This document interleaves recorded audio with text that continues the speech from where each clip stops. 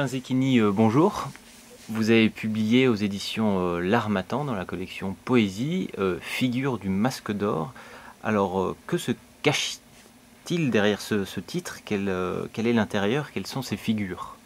Bien, en fait, un masque d'or, en soi, c'est une figure de style dans la mesure où une image qui me permet de représenter en fait l'ensemble des choses que je peux écrire et qui rassemble tous les thèmes qui sont exprimés dans ce livre. Donc, c'est une image globale, en fait, un rêve ou un sentiment ou une idée générale qui permet de rassembler encore une fois ce qui arrive, ce qui se produit, ce qui se vit chez les êtres vivants, chez des choses, des sentiments, des espaces, des saisons même, un petit peu la vie en tant que telle, et tout ce que je peux projeter en fait par le biais de la métaphore dans toutes ces figures qui en tant que telles composent l'ensemble du masque d'or. Alors, masque d'or parce que par définition c'est quelque chose qui dure, en fait l'or c'est une matière durable, donc tout le principe des auteurs c'est de se dire effectivement que ce qu'on peut écrire peut durer.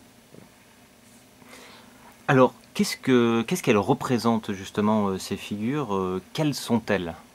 Bien, encore une fois, il s'agit de projection en fait de l'auteur, bien sûr, comme toute forme de poésie, à savoir les choses qui peuvent arriver dans l'existence, en fait, hein, des êtres différents ou proches de moi, qui sont vraiment de la même famille ou d'une famille très très différente que je peux rencontrer au cours de mes pérégrinations. Ou des choses, par exemple, il peut s'agir d'une pierre ou d'une table ou des choses totalement inanimées en fait en tant que telles, ou des sentiments qui se produisent en fait entre deux êtres que je rencontre, ou bien en fait le vent qui passe ou des saisons. Mais d'une manière générale, si les êtres parlent, ils sont doués de parole par définition, mais les êtres non doués de parole n'ont pas droit également par définition à la parole. Donc je les fais parler, je leur prête des sentiments, et ces sentiments leur permettent d'apparaître comme vivant en tant que tel et pour durer également.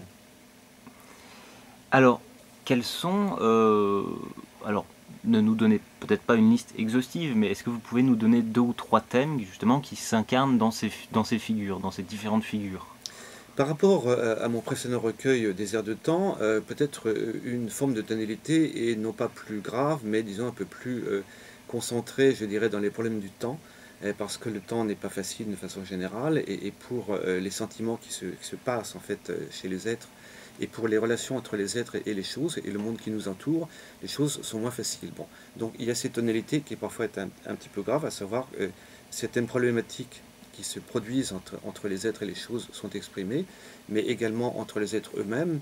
Mais il n'y a pas que ça. Il y a également, en fait, à la fois des constats de la réalité traduite sous forme poétique, mais également des échappées, des sorties de l'imaginaire en tant que tel. À savoir que, bien sûr, dans certains poèmes, j'invente des situations, j'invente des êtres en tant que tels, j'invente en fait des paysages, j'invente des saisons, j'invente des sentiments qui n'existent pas dans le monde réel, mais qui me permettent de projeter mon imaginaire.